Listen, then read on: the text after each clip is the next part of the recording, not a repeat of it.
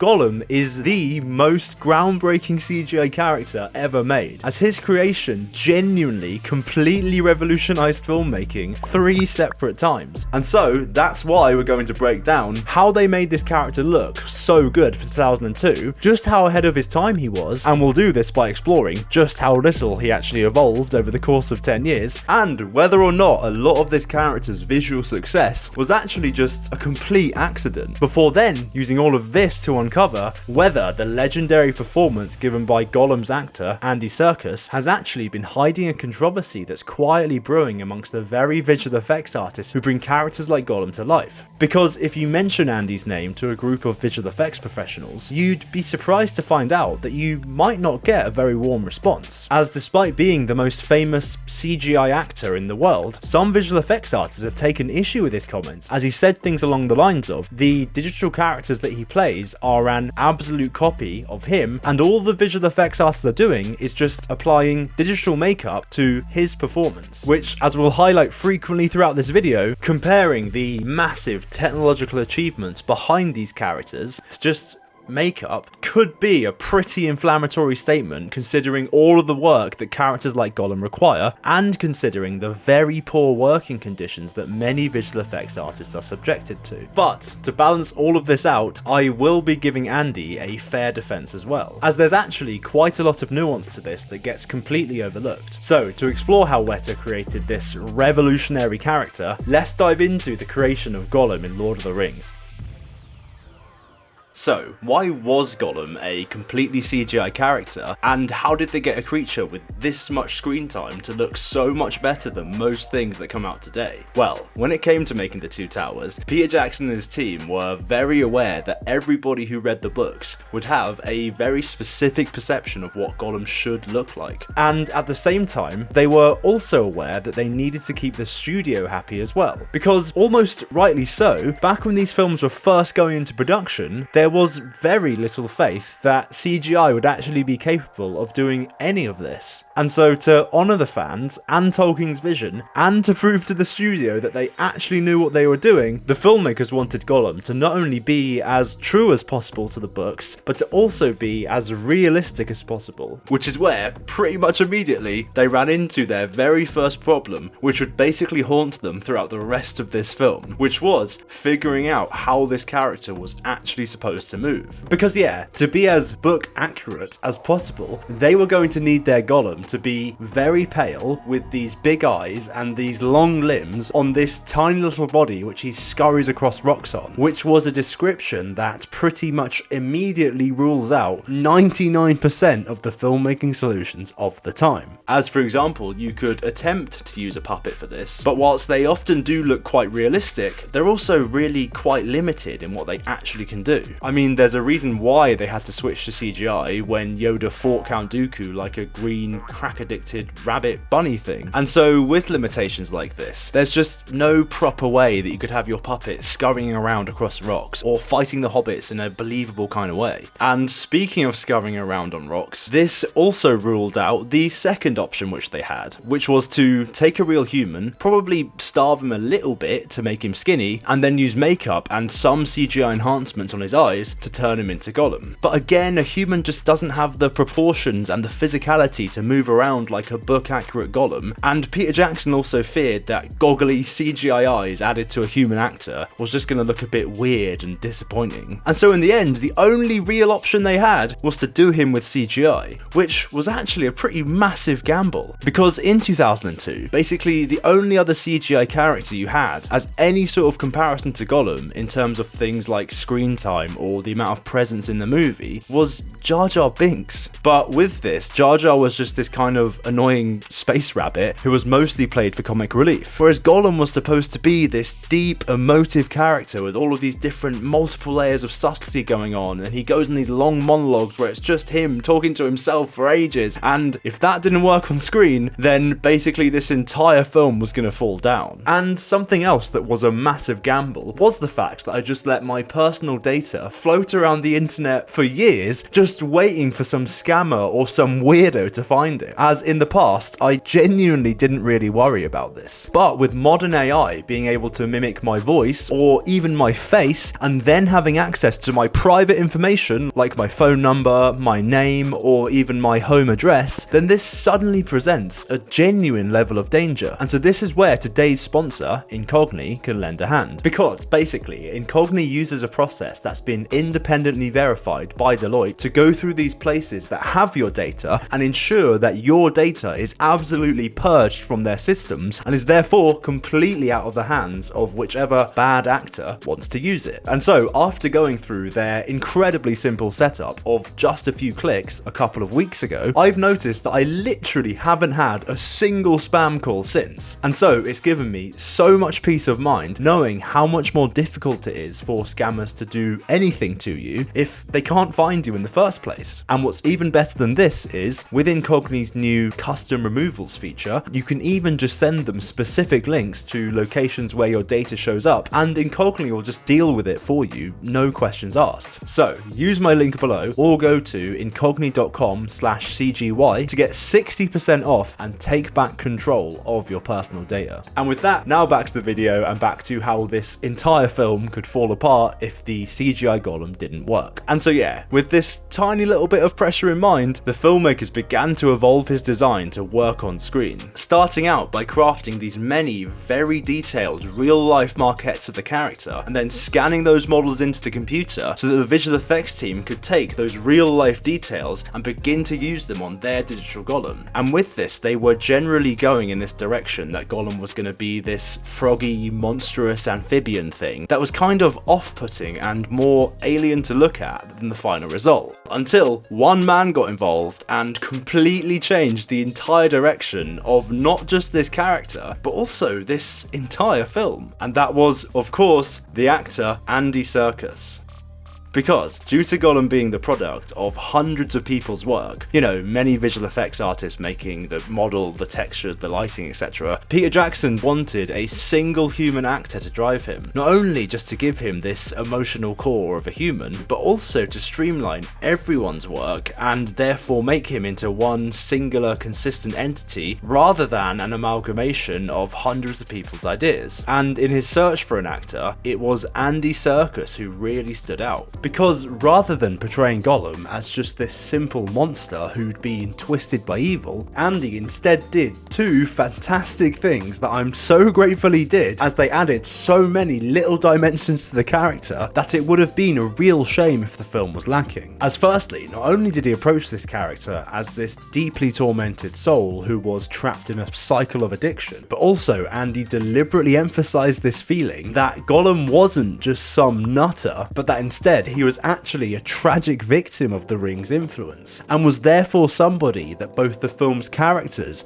and we as the audience should pity, because essentially he gave the impression that any of us could turn into Gollum if we too got the ring. And in doing this, Andy Serkis really opened Peter Jackson's eyes and basically completely changed the direction they were going in with this character, with now the entire look for Gollum beginning to slowly evolve from that froggy appearance we mentioned earlier into the more warped Andy Serkis on a 45-day goon streak look that we all know and love today. Because with this increase in pity for the character, the filmmakers realised that there was actually a whole myriad of other ways that they could also add so much depth to Gollum's story by just making a few simple tweaks. For example, not only did they deliberately choose to make Gollum look less alien and therefore more human, or I guess more Hobbit, so that he would more closely resemble Frodo and therefore much better reflect Frodo's fear of what might happen to him if he allows the ring to consume him, but also with how much the filmmakers loved Andy's interpretation of the character, they realised that they could now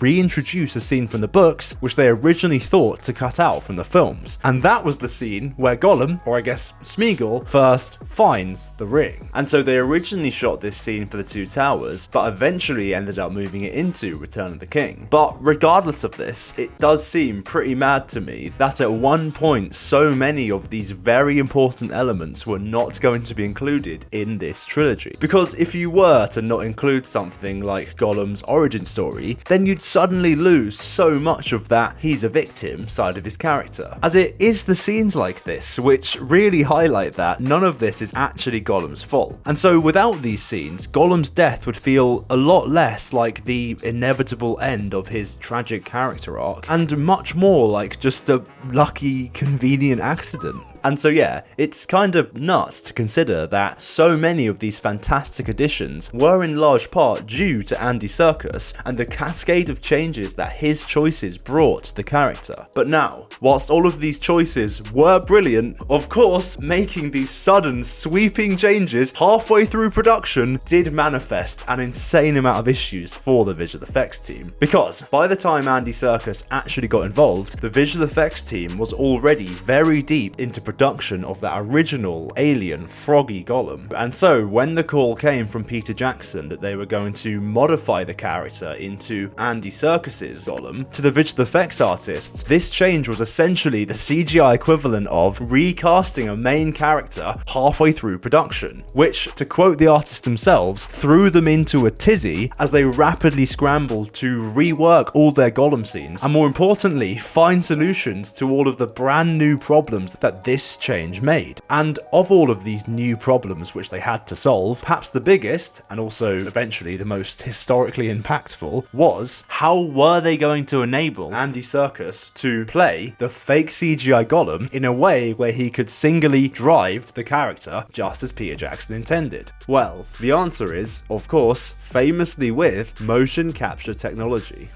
And so now, at this point, most people know what motion capture is. But to very briefly explain it, it's that process where actors put on those funny, spotty pajamas which can track their movements on the computer and therefore allow visual effects artists to use these movements as the baseline for their digital characters. But to be clear, even though there is an actor involved here, there is still a ton of animators secretly involved putting in hundreds of hours to make any of this work, as we'll see when we discuss Andy's future comments later in the video. But yeah, whilst at the time of the Two Towers, motion capture wasn't a completely revolutionary technology, you know, Jar Jar Binks did it before, as did many other characters, what I found ridiculously impressive about its application on Gollum is the type of work they were doing with it. Because if you look at CGI characters in other and more modern films, you can see that the filmmakers will often go to very great efforts to keep them from ever touching the humans around them, often bending the film's dialogue, narrative, and camera work around avoiding this interaction at all costs. I mean, think about it. When was the last time you saw a CGI character give someone a hug? You just don't see it, because the interaction between the human actor, the clothes they're wearing, and the CGI character and all the clothes they're wearing is just so ridiculously difficult. But in The Two Towers and Return of the King, they had these intense fights where the CGI Gollum grabbed and grappled and interacted with the human actors in a way that I don't think we've ever seen since. So how did they do this? And more importantly, why is this something that we've never really seen again? Well, to begin with, as this was the early days of motion capture technology, on The Two Towers they couldn't actually capture Andy's performance on set like you see nowadays. And so instead, they actually had to film with him on this separate, dedicated motion capture stage that was somewhere completely different to the rest of the film. And so, this extra complication of filming on a separate stage resulted in them actually having to film each scene 3 separate times. One time doing an Andy pass,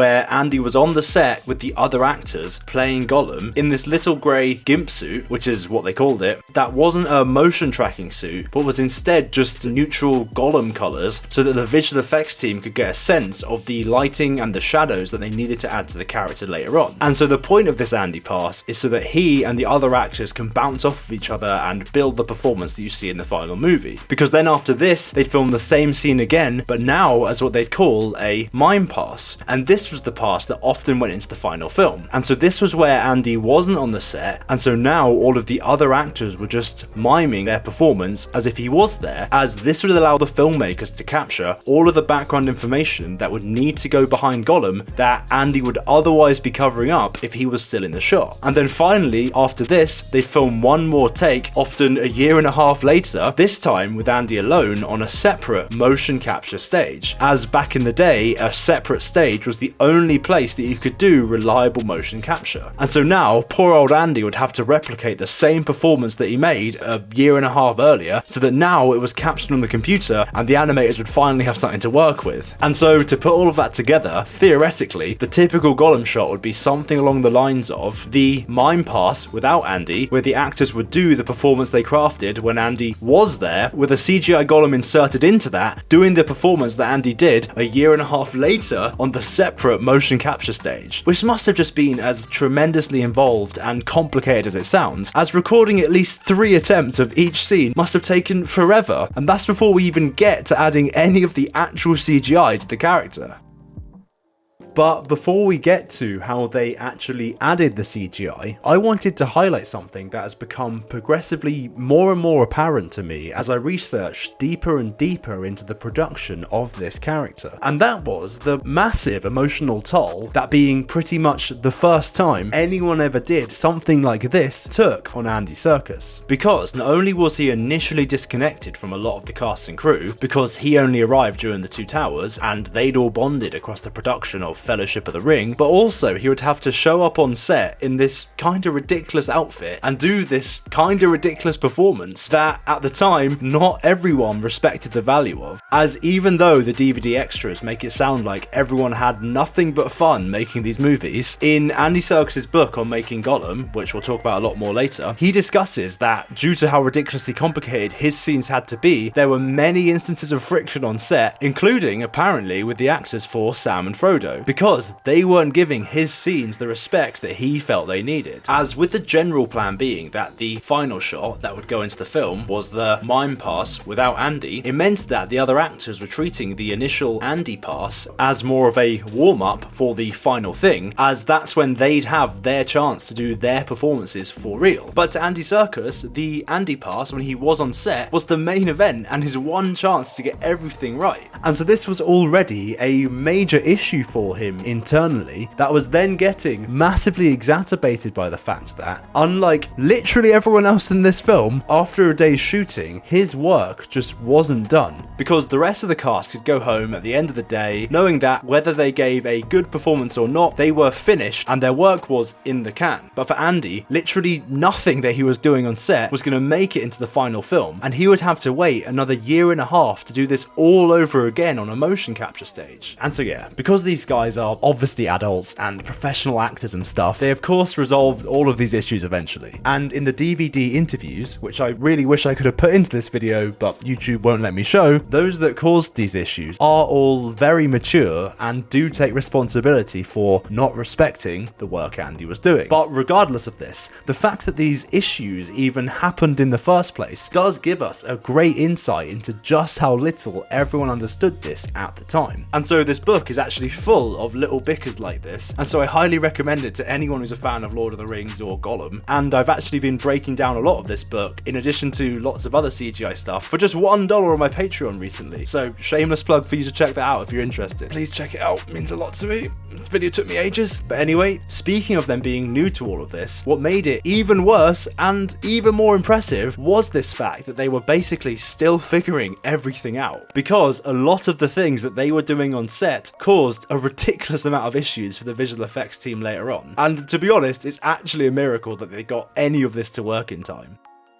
As for example, when it came to editing together scenes like the fight between Gollum and the Hobbits, Peter Jackson realised that they didn't actually want to use those Andy-less mime passes that they'd filmed, as he'd noticed that when the actors were just miming the fight and pretending that Andy was there, then of course a lot of that natural detail like dirt going everywhere or the cloth on their clothes wrinkling as Andy grabbed them was just missing. And so the scene was not only losing all of this energy and intensity, but it also just looked really weird. And so yeah, this meant that to keep this looking good, they were going to have to use those original Andy pass shots when Andy really was there and really did fight them for real. However, because they were now using footage that had Andy Serkis in it where Gollum should be, this also meant that they were now going to have to digitally paint Andy out of these shots by hand, just so that they had a clean background that that they could then add Gollum in over, which must have been just an absolute nightmare to do, because removing an actor is already hard enough to get right on a single frame. But when the actors and the cameras are moving, then you also have to match every flicker of light, or every change in perspective, or every shifting shadow, all on a frame by frame basis. And so it can get out of hand incredibly quickly. And to be honest, I invite anyone who's done this to talk about just how horrible it can be down in the comments below, so that people can truly get a sense of just how grim this is. But yeah, in theory, all of this was another major reason as to why they were filming these clean mime passes without Andy there, because you can completely avoid this awful hand painting process by just taking the clean information from when Andy wasn't there and pasting that over when he was there, simply and easily giving you a perfect clean background with minimal effort. But for some reason which I'm not quite sure of, they often didn't film this Andy pass and this mime pass with a thing called a motion controlled camera, which is a very special type of camera that uses computers to film the exact same camera movement twice. And so by not using this motion controlled camera, this meant that their different passes had completely different camera work to each other, which meant that they couldn't seamlessly align, which meant that the whole mime pass wasn't really that useful at all, which all in all meant that they had to do all of this awful, long, tedious cleanup work by hand, and were even described as heroic by the film's cinematic lead, Brian Van Hull, for doing so. And so yeah, the point I'm making is that the artists who do this honestly deserve so much more respect than they ever get, because it even comes down to the little details, like how Gollum's fingers are much thinner and longer than a human's, and so this meant that in order to make these longer and thinner fingers look like they were interacting with the cloth just like Andy's much smaller real life hands did, it must have just taken a tremendous amount of work to get looking good. And so yeah, now I am guessing a little bit here, but it's because of reasons like this that I genuinely believe that having this insane degree of interaction between the real human actors and the fake CGI characters might have just been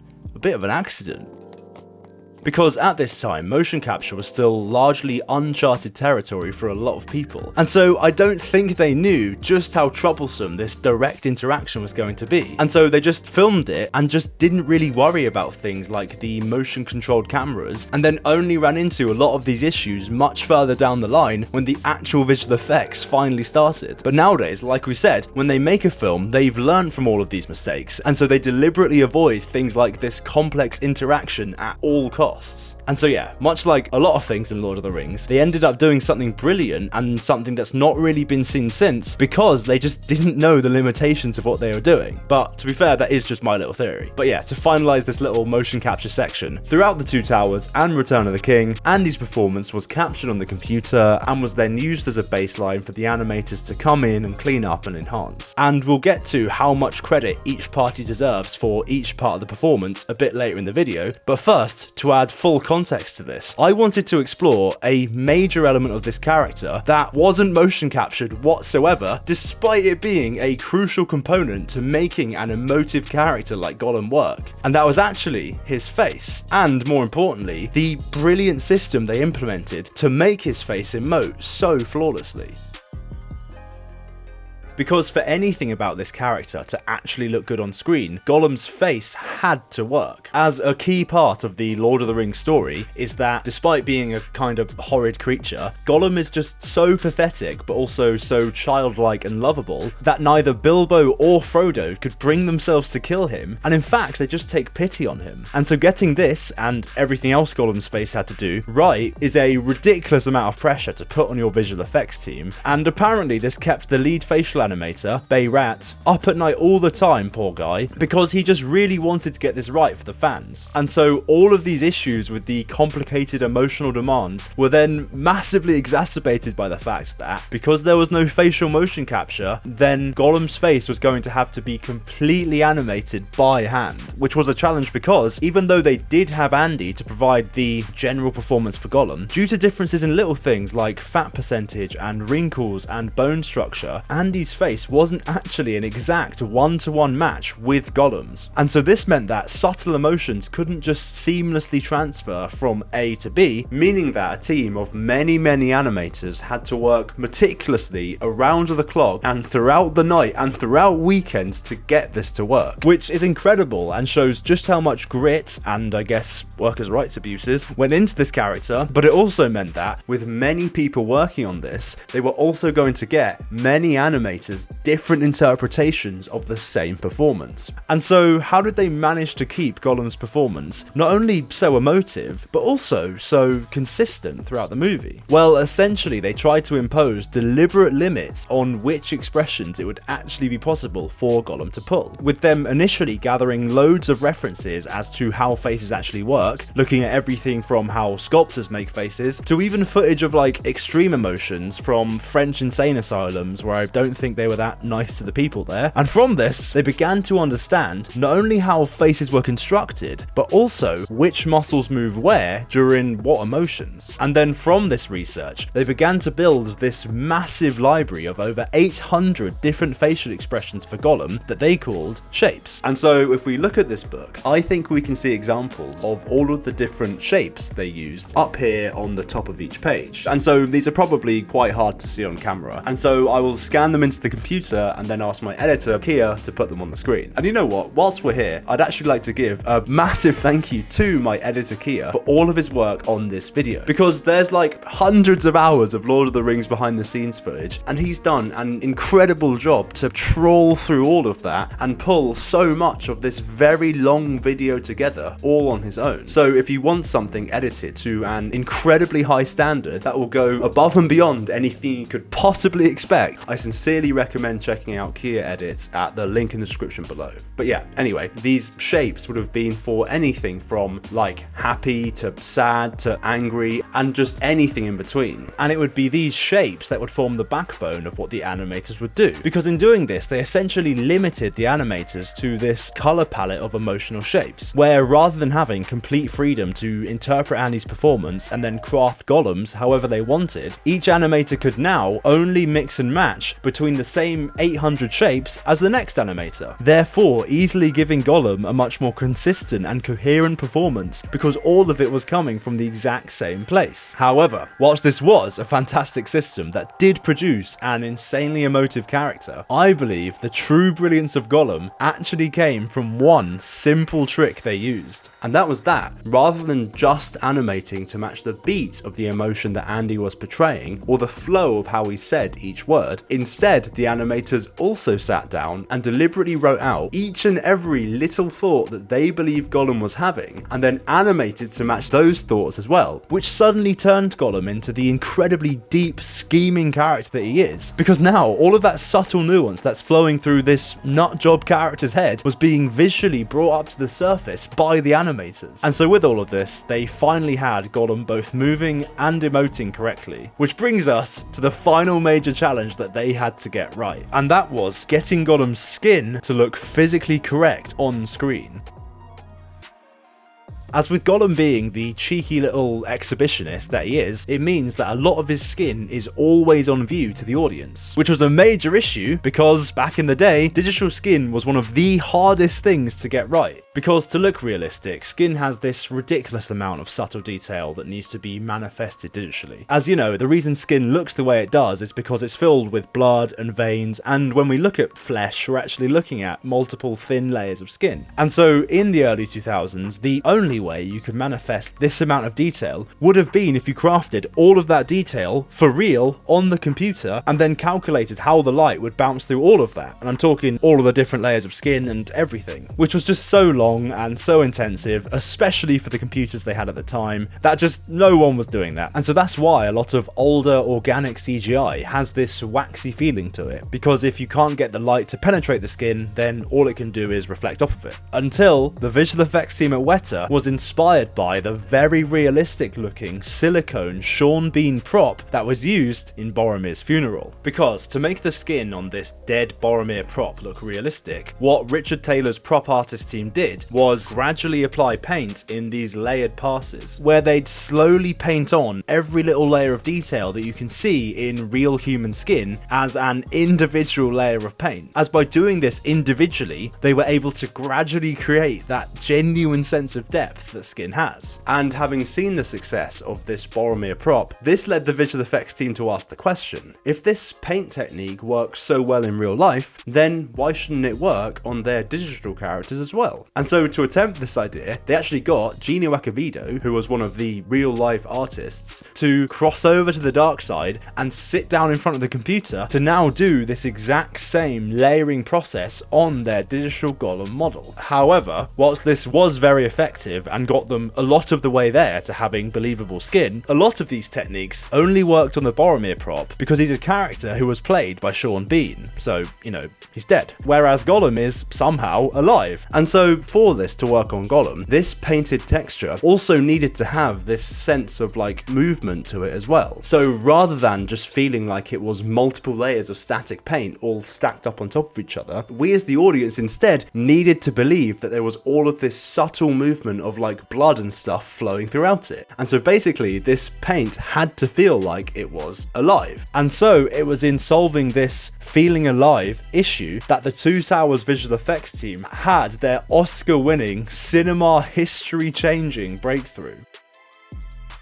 But before we jump ahead to that breakthrough, to breathe life into him initially, they first went about adding in a whole bunch of these tiny little subtle details that did do a significant degree of the heavy lifting when it came to making him feel real. And these little details included a beating heart, so that when he breathed it felt like there was a lot more going on under his skin, a muscle system so that his muscles could fold, compress and jiggle and his tight skin would deform correctly as he moved, a cloth system so that his scraps of clothes could respond to his movements, a hair system so that his few strands of hair would sway around as he moved, which was apparently actually really hard to get looking good, because when you only have like 20 strands of hair, it becomes really obvious when one's behaving inaccurately. And then to these details, they also added in loads of other incredibly subtle things, like wetness around his lips, nostrils and ears, and all of this dirt and grime and cuts across his skin, so that he genuinely felt like this creature that was scrabbling around all the time. And apparently for the close-up shots, they would often have to go in and hand paint all of this scratches and dirt and stuff, because there's no way you could have maintained all of that detail on the character at all times on the computers they were using 20 years ago, and so it had to be done based on the demands of each different shot. And so basically, getting him to feel alive was already a ridiculous amount of work. But yeah, of all of these little details, perhaps the most impactful of all of them, before we get to the big Oscar-winning detail, were those that they chose not to include.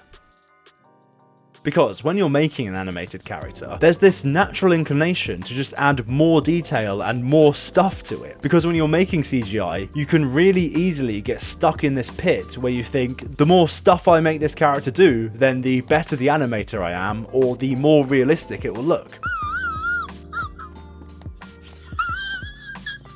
But as with most things, it turns out that less really was more on Gollum. Because one of the most crucial details that they got from Andy doing the motion capture was that it not only captured all of the little imperfections of reality, like him tripping slightly as he scampered around, but it also captured the sense of stillness that Andy brought to the character. Because this sense of stillness is something that a real human actor does, you know, only moving when it fits the performance, but which often never makes its way across to animation, presumably because of this infinite control we just mentioned, and how that allows for every little detail getting overworked. And so it was in replicating and mirroring the things that a real human actor would do, like this stillness, that they further managed to make Gollum feel real. Because when it came to how they deliberately mimicked human subtlety in service of realism, another example which I really liked was making sure that the animators understood basic acting principles like stage etiquette.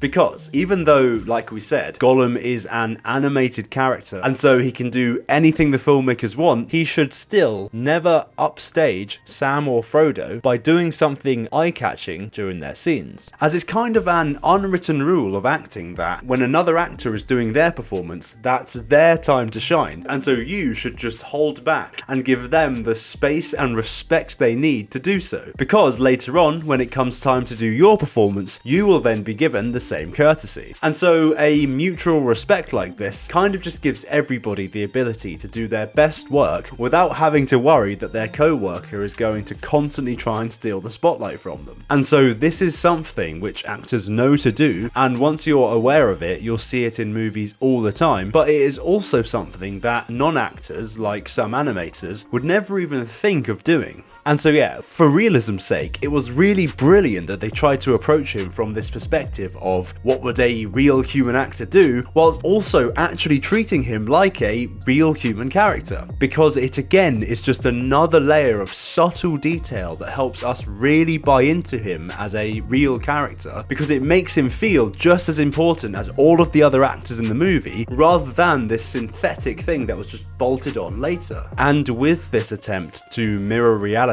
even in the tiny things like Gollum's stage presence, I personally like to imagine that they were constantly looking to characters like Jar Jar Binks, who, whilst quite impressive in his own right, and I'll be making a whole video on him at some point in the future, so you know, subscribe for that, does also go a bit far in a few places when it comes to how cartoon his animation was.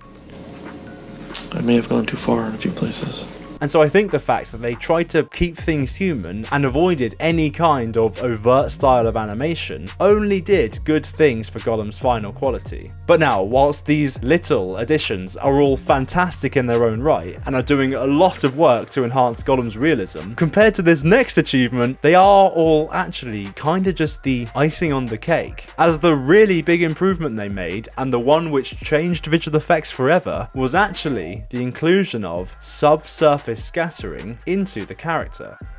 And so now we've talked about subsurface scattering a lot on this channel at this point, and so I'll just very briefly explain it just in case people haven't heard of it. As subsurface scattering is basically the process where the computer can calculate the diffusion of light into a surface, and this makes it really useful for creating things like CGI skin, because as we said earlier, that's exactly what happens in real life. Light hits your skin, diffuses inside of it, and bounces around a whole bunch, and essentially loses energy as it does so. And it was Gollum who was actually the first ever character to use this technique, as it was basically debuted to the world in 2001 by Henrik Jensen, and then it was implemented into Gollum by 2002. And so not only did the Lord of the Rings team implement this ridiculously quickly, but this is also absolutely one of the primary reasons as to why Gollum has aged so well, as without this subsurface scattering, he 100% would have had that waxy feeling that characters like Jar Jar Binks had as well. But what is perhaps most interesting about the fast turnaround time of them implementing this technique is that you'd think that a character as fantastic looking as Gollum would have been made over the course of many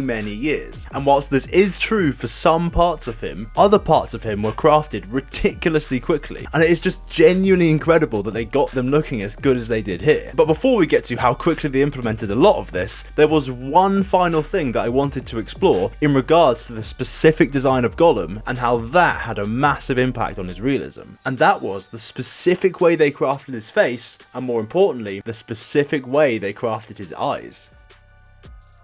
Because the eyes are kind of the finishing touch of this character, as it's the element that not only makes him work narratively, because he's got these big Pixar style eyes that help us to pity him even though he does some pretty bad things, but it's also the element that allows him to work in terms of visual effects realism, and at the same time also reveals just how limited their technology was back in 2002. Because there's a topic that we've explored a lot on this channel called the Uncanny Valley. And because much like subsurface scattering, the Uncanny Valley is probably one of the best known visual effects buzzwords, I again won't go too deep into it here, but in short, it's that phenomenon where the closer something looks, be it a robot or a CGI character, towards imitating a real human, the more our brains begin to reject it, because some part of our primal mind kicks in and says there's something wrong about what we're looking at here. And so that's why so many human CGI characters that are, in theory, 100% accurate to reality just have something off about them. Like, your brain rejects them, but you couldn't quite explain why it does. And so this whole phenomenon just raises a pretty massive issue for filmmakers, because humans are designed to read emotions from other humans. And so if you want to create an emotionally driven story with digital characters, then you need to design a character that humans can read the face of, meaning they need things like eyes, a mouth, eyebrows, etc. in order to do this. But at the same time, you also need to keep them away from being perfectly human so that the audience's brain doesn't reject them. And so the perfect middle ground between all of these requirements is Gollum, because he's got all of these human features, but they've been twisted and warped by the ring to the point where they're now inhuman, but we can still read them, but not so much that we reject them. And so this is a massive reason as to why Gollum can seemingly so effortlessly fill the demands of looking both as photorealistic as possible, whilst also being this deep emotive character who we can really relate to. And so I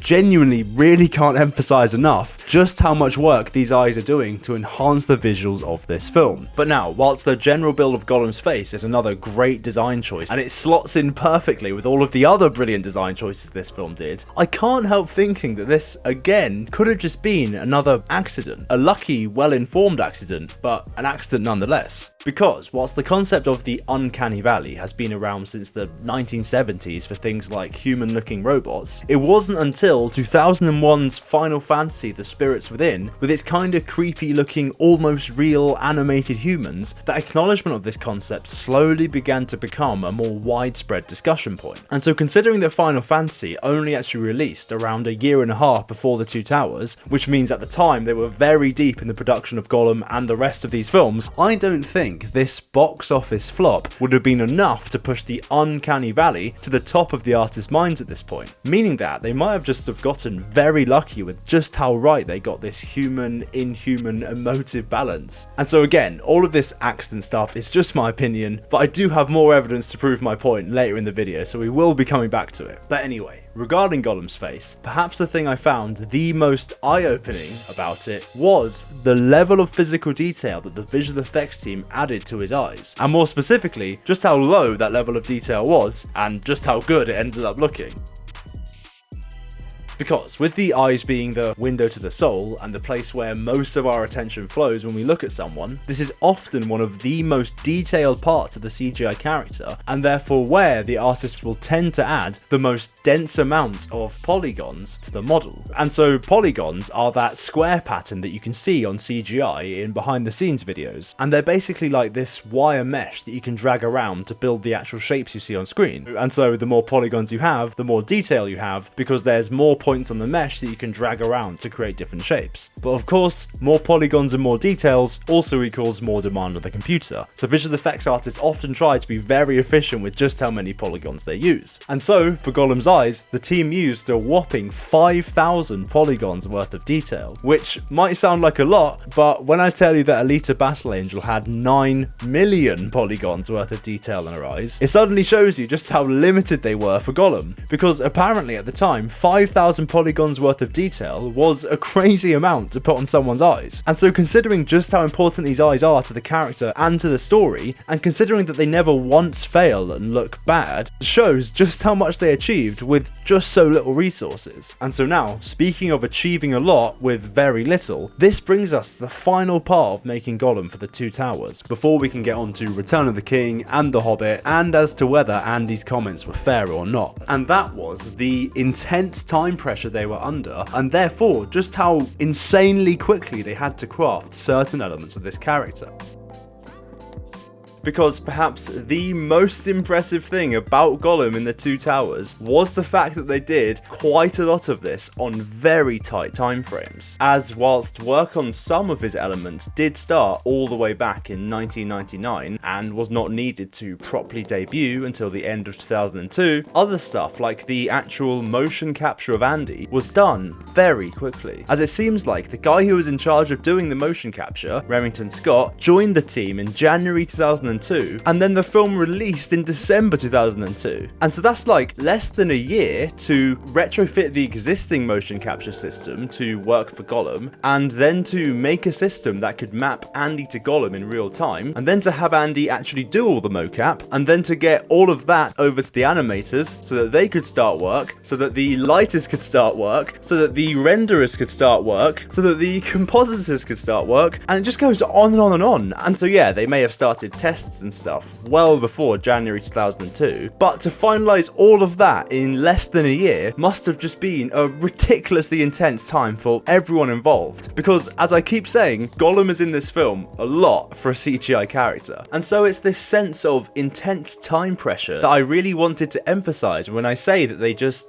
did something, like they used shapes for the facial animation. Because it wasn't like they just woke up one day and thought, oh, shapes, that's the perfect solution. But instead, because all of this was brand new, every single thing we've discussed throughout this video was actually an incredibly iterative process that went through many individual steps to get to each of these novel solutions. And so that's why, for example, I mentioned at the start of this video that Gollum's design began to slowly evolve to look more like Andy. As I said, they did it slowly because this face really was constantly evolving throughout the production of these films and continued to evolve right up until the very end of work on Return of the King. And to give a sense of how challenging this was, each and every time that face changed, the poor animation team would also have to update not only all of their animation to match this new shape, but also they'd have to relearn all of those shape tools as well to work for this new face. And just basically they had to deal with this constant construction going on around them all the time. And so yeah, I'm mentioning all of these constant changes and how this was a really iterative process because I think this all further feeds into my theory that so many elements of Gollum looking so realistic were actually just an accident, as it seems like they often came across these solutions through brute force and just constant refinement, rather than having a concrete plan from day one that makes it all the way through production with minimal changes. But now, I do just want to make it clear that when I say this was an accident, I genuinely don't mean that in any kind of negative way. I just meant it as, like I just said, that they set off with one goal and one vision for Gollum in the Two Towers, and along the way they found a completely different one, which means I guess you could say it was a bit of an unexpected journey, am I right? But anyway, with that, they managed to set the standard for CGI characters moving forwards. And so this setting of the standard is why other characters seem to have a lot less of a rocky journey towards getting to screen. But that's also why, again, like we said, they're much more limited than Gollum, because now filmmakers have learned to avoid the vast majority of his challenges. And so given all of these massive technical challenges that we've talked about up until this point, when it came to making Gollum in Return of the King and learning from all of the mistakes they made in the Two Towers, I was genuinely shocked to find out that the primary way they evolved this character wasn't really in any sort of technical direction, but was instead actually in a much more emotional direction. But now, when I say they pursued an emotional direction over a technical direction, I don't just mean that in the sense that they made him able to emote more, which they did do, but also in the sense that they began to use the freedom they got from Gollum being a fully CGI character to actually bend the narrative of this film around his story in a way that made it even more impactful than it already was. And along the way of doing this, they also managed to completely change filmmaking forever, again, for a second time. So, what did they do differently on Return of the King, and how did doing that change filmmaking forever again?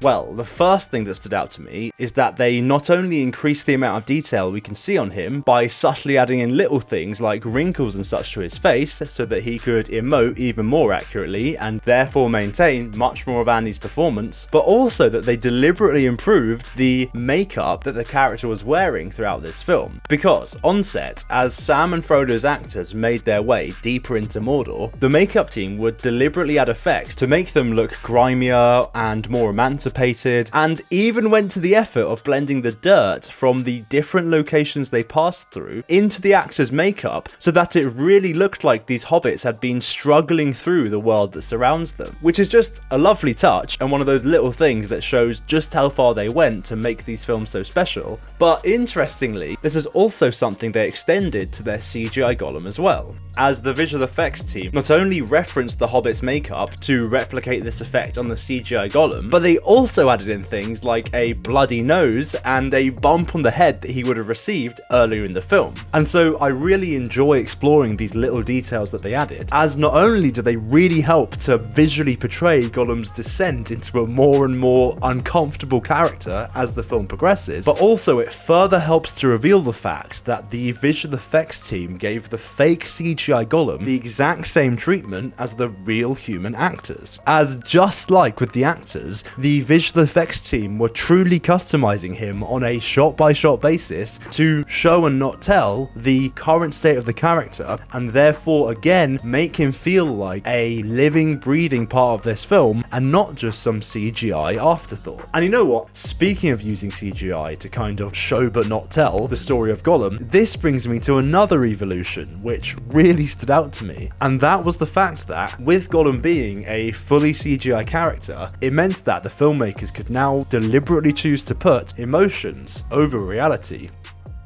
Because whilst on the Two Towers they seem to play it very safe in terms of keeping Gollum as close as possible to the rules of reality, it seems like on Return of the King they were a lot more willing to take risks with him and therefore break with reality if they needed to in service of telling the best possible story. For example, this scene was one that always looked kind of off to me. Like, something about Gollum's reflection in the water is just completely wrong. But it turns out that they actually wanted this to look a little bit weird on purpose for what they described as artistic reasons. Presumably because the way a photorealistic reflection would look in this water would be kind of warped and distorted and just generally a bit unclear, which would therefore ruin the whole mirror image thing that Smeagol has going on with Gollum. And so whether this risk was worth it or not is up for debate, and I'd love to hear your thoughts in the comments below. I personally think there's loads of other ways you could have Smeagol and Gollum talk to each other without having to sort of break with reality this hard, but I did really want to highlight this shot because it shows that despite all of the freedom that CGI can give you, visual effects artists still have to make compromises both in service of the narrative and in service of the limitations of reality. And so when people say, oh, CGI is just made in a computer, you can do what you want, you have all this freedom, it's not impressive, a shot like this where you have to still work with all of these limitations of the story and the real world really effortlessly shows that that person really doesn't know what they're talking about. But yeah, a much better example of a shot where it really paid off that they broke with reality in service of the narrative was for Gollum's death scene here.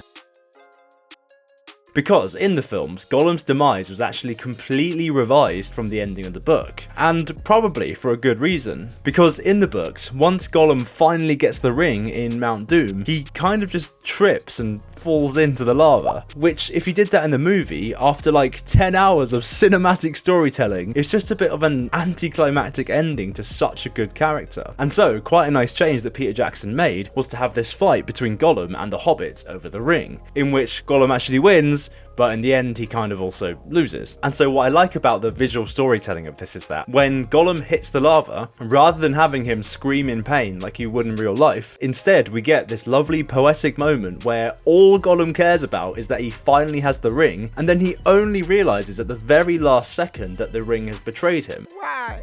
Doesn't anyone love me? And that it's probably been betraying him for years. And it's genuinely brilliant that they pulled this off so well, because not only did the animators and Andy have to go through many attempts to get this right, as according to Andy, death scenes are very hard to play as you have to find this really careful middle ground between dramatic and melodramatic, but also it's a death scene that you can only really do with a CGI character, making the emotional weight of this moment the accumulation of literally thousands of people's work. And by this, I don't just just mean Andy or the visual effects team, but also Tolkien himself for writing this story, and all of the behind the scenes people who managed to pull this work of art together, and all of the actors who breathed life and soul into these characters and gave this story the emotional weight that it had, and even all of the people who developed CGI technology over many years before this film to finally get it to the point where a CGI character could actually be used to tell a story like this. Because I bet if you told someone watching the CGI Mummy in 1999 that in just 4 years time a fully CGI character would be a pivotal part of a story like this, I genuinely don't think they would have believed you. But now, whilst these are all great little details that really do help with things like the visual storytelling of this film, none of these things we've mentioned completely changed the filmmaking landscape. So what did?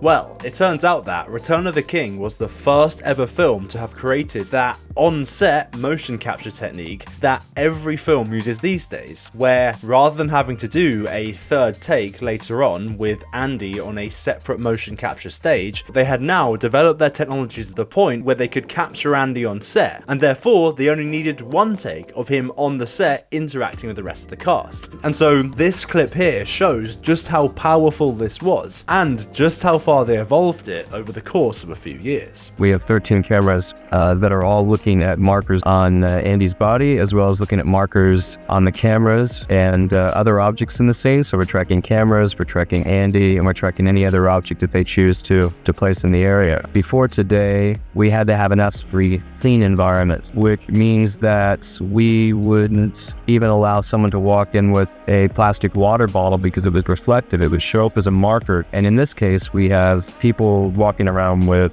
lights, water bottles, smoke in the air. It's an environment that in the world of motion capture, most groups would consider impossible to capture. And so, yeah, regarding all of this, I know I did say in my Davy Jones video that Dead Man's Chest was the first ever film to do this, so I guess I was wrong about that, and I'll put my hands up. But in my defense, loads of stuff that I read did say that Davy Jones was the first character to do this. So maybe there's some kind of limitations to Gollum's system that Davy Jones was the first to overcome. Because despite having this technology, they did still also use the same Two Towers separate motion capture stage system on this film as well. But yeah, regardless of this, even though this was a completely revolutionary tool that was completely game-changing, the biggest thing that actually stood out to me was the fact that they still had to go through that nightmare process of painting Andy out by hand for a lot of these scenes. And in fact, they actually had to paint him out even more now, because it looks like now that they were just capturing Andy's performance on set the first time round and not messing around with the separate motion capture stage so much, they also seemed to stop taking the clean mime passes without him there, and therefore were basically just capturing one take of Andy performing alongside the Hobbits. And so this meant that now there were no clean backgrounds to work with, and so now all of these Gollum scenes required even more paintwork, making them a truly tremendous and truly underrated digital painting achievement. And so yeah, to wrap all of that up and to finalize our section on Lord of the Rings, with these two films, the creation of Gollum managed to completely change so much about filmmaking, from digital characters to performance capture to the realistic rendering of skin and just much more. And so considering all of these massive breakthroughs were done in just a few years, then 9 years later in 2012's The Hobbit: An Unexpected Journey, by how much further could this character evolve visually, and how can we use all of this to finally discuss what Andy Serkis allegedly said? Well, of course, there were massive advancements for Gollum and Bilbo's meeting in the Goon Cave. I mean, Avatar came out just a few years earlier, and that film was revolutionary in its own right, and all of those advancements, of course, flowed into this film. But interestingly, what stood out to me was that the trajectory of all of these advancements was actually in the exact same direction that had already been established from The Two Towers to Return of the King. And therefore, despite all of this, Gollum in The Hobbit also brought with him almost almost the exact same challenges. Because for this film, they deliberately didn't redesign Gollum. I mean, that just literally never works for a beloved character, so this was already a very good idea. But just like in Return of the King, they did go through and improve all of his physical details to the point where he now had 10 times the physical detail of his previous design. For example, the original model's muscle system was basically just these little balloon muscles that they expanded and contracted as he moved to give this illusion of the musculature responding to him. But thanks to all of the CGI characters that they'd crafted since Return of the King, the visual effects team at Weta were now able to build this entire physically accurate maths-based muscle simulation that could generate all of this responsive detail much more precisely. Or another example of this growth of detail in the same trajectory is that, much like how in the previous films, they used practical maquettes to craft all of this physical detail that they'd then scan into the computer and import onto the digital Gollum. This time around, they actually took a mold of Andy's skin texture and uploaded that onto Gollum's face, so that now Gollum really did share a face with Andy, allowing them to maintain even more of the physical presentation that Andy brought to the CGI character. And so yeah, basically all of him got this massive upgrade, with similar efforts going into things like his hair, his clothes, his eyes, just everything got improved. But perhaps the biggest upgrade was that this time around, they could now also motion capture Andy's face alongside his physical performance. As due to the technical evolutions driven by films like Avatar, the visual effects team had finally developed dependable facial capture tools, meaning that now Andy could finally fully drive every single aspect of Gollum's performance. Although animators were still involved, as we'll get to in a minute. But whilst all of this is great and allows for even more of an incredible, emotive, good-looking character, much like Return of the King, the thing that stood out again for me was that, despite all of this technical advancement, the visual effects team still had to digitally paint Andy out by hand from all of these shots. Which is just madness, to be honest, that you can have all of these insane tools and build all of these incredible characters, but at the end of the day, simply just recreating the background that's behind your actors is still a tremendously involved part of the process that basically can't be automated and just requires human intervention. But what's even more mind-bending about all of this is kind of how, despite there being such a massive gap between these films, Gollum only actually looks a slight bit better than he did back in the day. And so I'm not saying that to undermine The Hobbit's achievements or the evolution that happened between these two films. I just meant it to highlight how, after The Two Towers, any increases in realism just came from tiny little improvements over many years, and it seems like we never had that massive technological jump that it took to make Gollum in the first film ever again. And so all of this not only shows just how ahead of his time Gollum was in 2002, but also just how slowly the evolution of CGI technology has to move once that initial ground has finally been broken.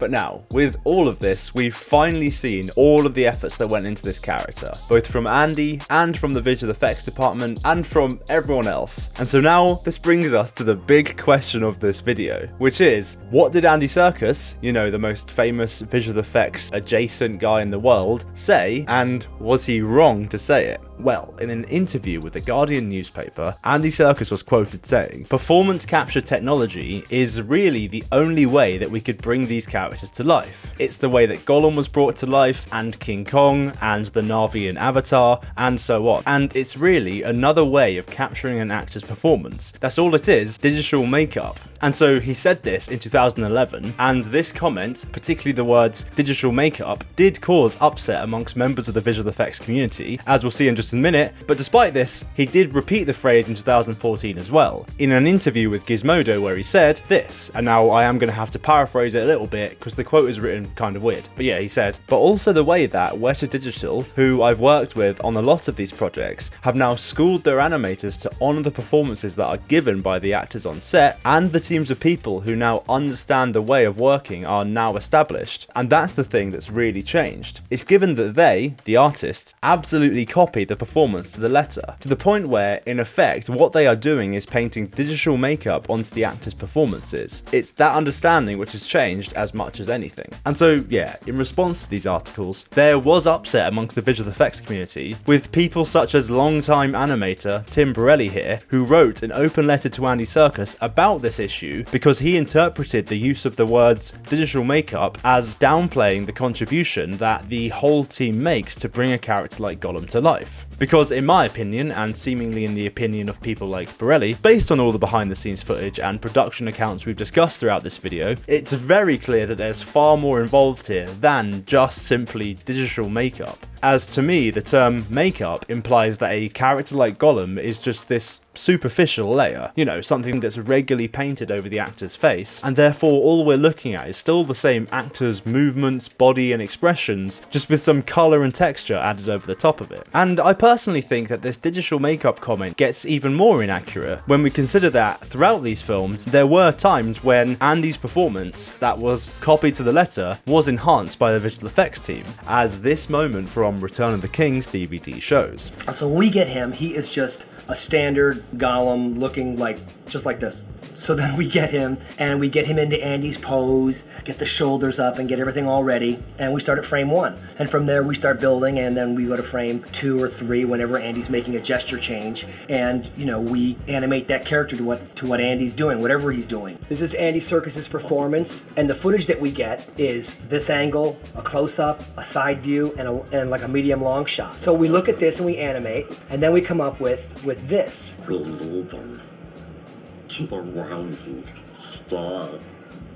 Now I've exaggerated the shoulders at the end to make him look, you know, like he's a little young, you know, like a little young boy getting all excited. See, Andy doesn't do that much. And throughout all of this, we also need to bear in mind that motion capture just isn't accurate enough to go straight into the movie anyway, with many scenes in the Two Towers, except those that were over his shoulder or behind his head, needing artist intervention to make them work. And then, even by the time of The Hobbit and its facial capture system, the more complex emotions still needed an artist's hand to make them work. And all of that is of course just referring to the animation side of things, and doesn't even begin to touch on everything else, like the lighting and the rendering. And so yeah, in my opinion, the character Andy embodied really is anything but digital makeup. However, at the same time, let's give Andy the benefit of the doubt, because he did say these quotes in both 2011 and 2014, and given that he's been doing these digital characters since the start of the millennium, he could, in my opinion, just be saying something along the lines of, it's now facial captured as well, and so there's a higher degree of respect for my performance, which is totally fair to say. Or on the other hand, another theory I have is that perhaps he was unhappy that parts of his performance were modified digitally, and so he pushed for himself and the other actors to have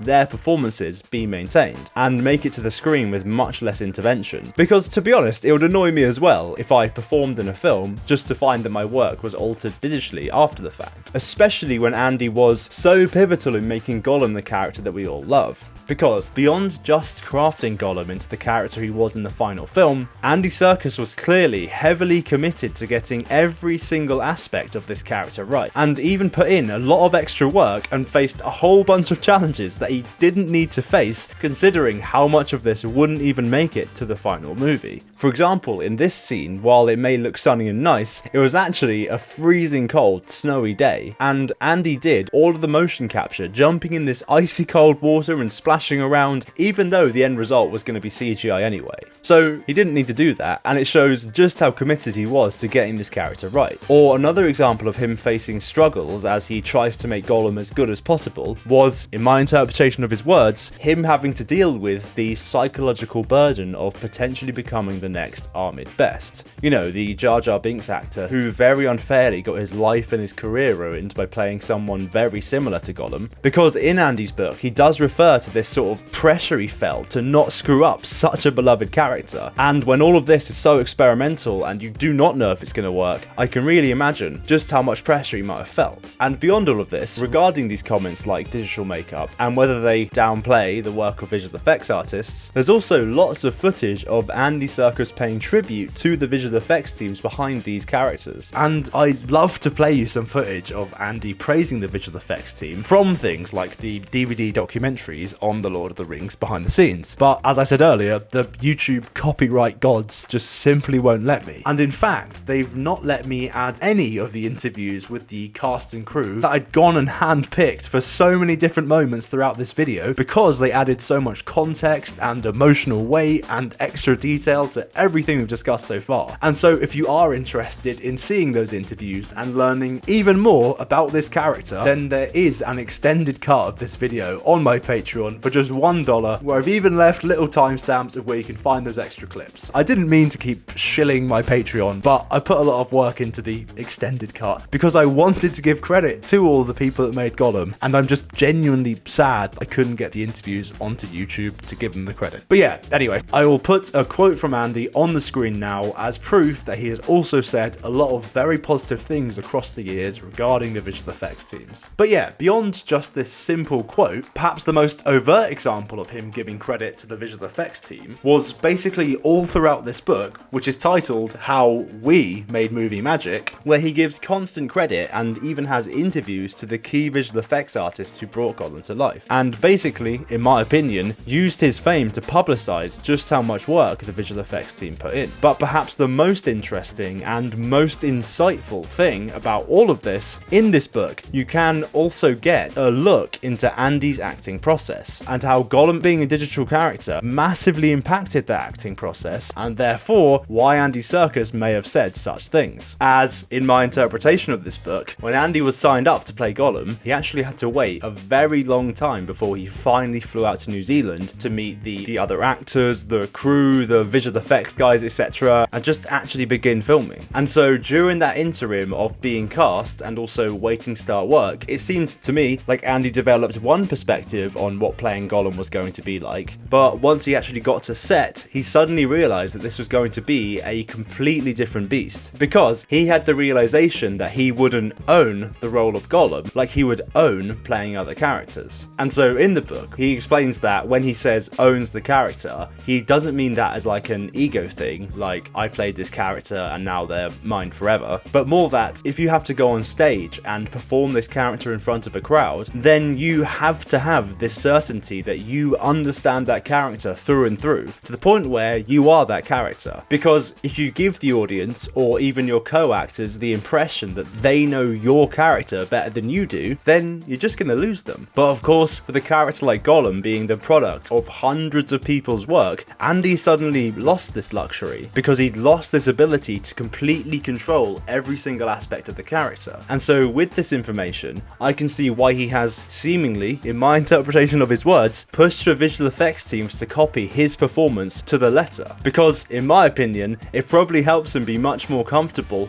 owning the digital character he plays. And then on the other side of all of this, to also give a fair defense to the just digital makeup comment, in the book, he also discusses the need for terminology that he can use to actually explain his working process to outside people such as journalists. As, think about it, it's taken us like 40 to 50 minutes to explain just the very tip of the iceberg of creating Gollum. And so imagine if you had to boil all of this down into like a 30-second soundbite so you could explain what you were doing to a journalist. All Fred Jones had to say was, I think Coolsville sucks. And so along this vein, in the book, he doesn't seem to use the term digital makeup at all. And in my opinion, that might be because he has the time to break everything down in the book and explain all the little individual steps. But interestingly, what he does reference are things like John Hurt in The Elephant Man, where an entire team of makeup and prosthetic artists made the character look the way he does, but regardless of this, it's still John Hurt driving the character, which at the end of the day is actually technically quite similar to what's going on with Gollum. And so I personally think that right here, and also somewhere in the middle of all of the other points we just made, is where we can find the crux of Andy's argument. Because I personally don't think he said these comments just to make himself look good by disregarding the work of others, but that instead he said all of this because he wants his CGI acting to be respected in the exact same way that any non-CGI acting is respected, especially by people like the Oscars committee. Because in the the Guardian article, Andy expresses his frustration that, despite all of this effort that he pours into his CGI characters, he knows that he will probably never be nominated for something like an Oscar, because the average person still fundamentally misunderstands what it is he does. And so by focusing the narrative around how this is his performance and how it is somewhat similar to adding makeup and prosthetics to an actor, I personally can perceive how Andy is trying to boil down the complex process of creating CGI into a simple soundbite for the average person. However, at the same time, I also think that this failure of understanding from people like the Oscars committee is actually on Andy Serkis' shoulders more than perhaps anyone else's in the entire world. Because, as we've said a few times now, Andy Serkis is probably the most famous visual effects adjacent person in the world. I mean, think about it. Can you genuinely think of anyone else in the entire visual effects world who's even slightly well known to the degree that Andy is to the average person? And so what I'm saying is, if there's anyone who can solve this problem of a lack of awareness for Andy Serkis' work, then it probably is Andy Serkis. And so yeah, I personally think that it's just a shame that he took this route of seemingly disregarding the work of all of these visual effects artists who, like we said, have pretty terrible working conditions and that nobody can even name, despite us having all watched hundreds of hours of their work over the last 25 years. However, that is just my personal opinion as an outsider who didn't even work on Gollum at all. However, if you are interested in reading the opinion of someone who did work on Gollum, I will put on screen now a comment from Gollum's animation supervisor, Randall William Cook, who we featured throughout this video, from when he commented on this issue as well. It is a bit long, so I'll have to show it in a few stages. I'll let you guys make up your own minds, but if you read it, whilst a bit different, I would say it largely echoes what I've said as well. But yeah, what do you guys think? Please let me know your thoughts in the comments below, and if you like this video, then please subscribe, and also finally, please check out our most recent podcast episode where we went back and reviewed that pretty bad Gollum game from a few years ago. This was a really great episode because the game is pretty terrible and it's not aged very well, and so it lent itself to a fantastic podcast episode. And so finally, I'd just like to thank all of my Patreon subs who make this long, ridiculously in-depth content possible. So that is a thank you to Darth Gader, Modern Adventurer, Cthulhu88, Chris Colleen, Archer Green, Janal Van Menzel, and then an even bigger thank you to Lime, Rye Jones, and Nathan Kelstrat, and then just an absolutely massive thank you to Darren Birmingham.